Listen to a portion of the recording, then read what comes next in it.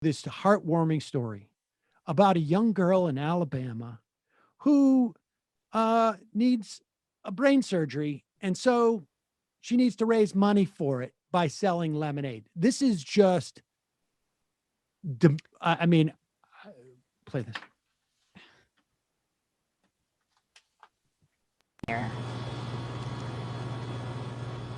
Good evening. Savage's Bakery is co-owned by a father and daughter, and now 7-year-old Liza is behind the counter. Today she shared with me the story behind each glass of lemonade that's sold and the impact it has on her week ahead.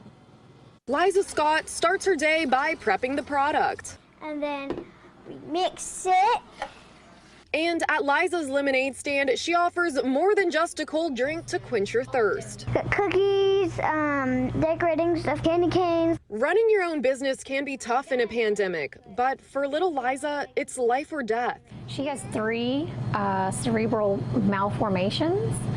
One is what they call a schizencephaly, so it's a cleft in the frontal lobe on the right side of her brain that they believe is causing most of the seizures. Elizabeth Scott says her daughter started having seizures less than a month ago. Our world has been turned upside down very quickly. In 1 week, the two will fly out to Boston Children's Hospital for the first of a series of brain surgeries. I can't handle it.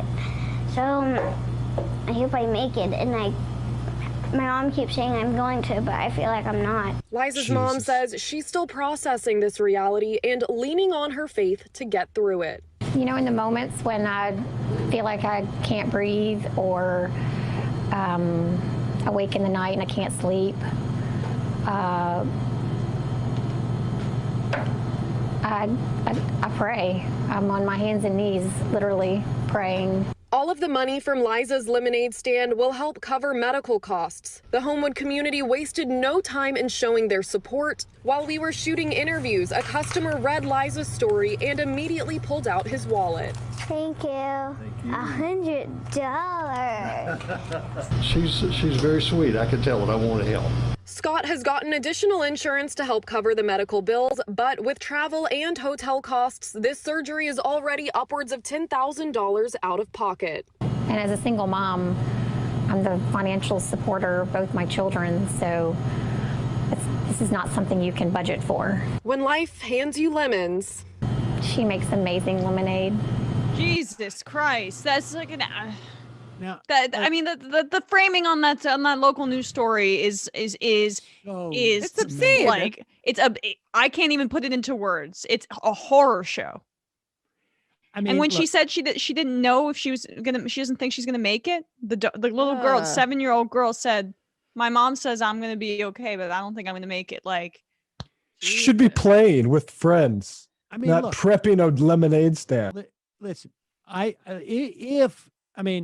the mom can decide, like, maybe it makes the kid feel good to sell lemonade and it gives her something to do. And like, I don't want to judge that aspect of it. Like, and they're out of pocket $10,000. They've raised $6,000 and they're getting, what is demented about this thing is not like, I don't know. It's possible that I could be sitting there with my kid and my kid's going to go, and this is a way to get her, like, not thinking about it, feel like she has some impact on it. And that's all well and good. The idea that this is being framed as a heartwarming story, that they need to raise money so that this kid can get, and they can pay for it and not go bankrupt. And God knows how much that extra insurance the mom bought costs, that they need to raise money, that this is a heartwarming tale of them raising money, as opposed to maybe a heartwarming tale of how, a mom is helping a 7-year-old girl deal with the emotional challenges of going for brain surgery. It's journalistic malpractice. It's, to not make it about the system. It's society. It's societal malpractice. Yeah, but I mean, you can expect a tiny bit more from a local news story on this absolute travesty, this heartbreaking story. You can expect them to be a little reflective about the systems that put this in place, because people watch that and then they get that kind of reinforcement that, like, oh, wow, look at how sweet the community coming together here. Well, I that mean, might this be is a tried- political, though, right? People don't want to watch Because that on the local news. the news is neutral. This kind of story, oh, that's not bloated with ideology. But if they started to examine the system, that would be political. Yeah, I mean, I don't know, nothing. I mean, I know people don't watch local news for those things. I get it. It's whatever. If it bleeds, it leads. And we're gonna do, sweet stories about kids and dogs. I get that that's what that is. But I'm sorry. I expect a little bit more when you have that put in front of you, something that's happening in your community. You have to at least include a sentence of systemic critique. I'm not going to expect, that little of things. Yeah, So, well, I think you're right not to expect it, but I also think like this, I see this stuff all the time. Right, This that's is the like a thing, it's tried and true modeled. genre. It's Like, exactly, that's the problem. Is yeah, that it's like, I boilerplate. know, but this was the most I'm not egregious one surprised I've Channel seen. 6 and Podunk, whatever, excuse my my coastal elitism. But the problem is that it's being framed as the story that sells. Like we see the story every 3 weeks, and maybe it's CBS or NBC or, local or whatever it is. And Yeah, I wrote an op-ed about a similar story when I was writing for The Guardian, actually. This time it was a little girl selling lemonade to pay for her mom's cancer treatment.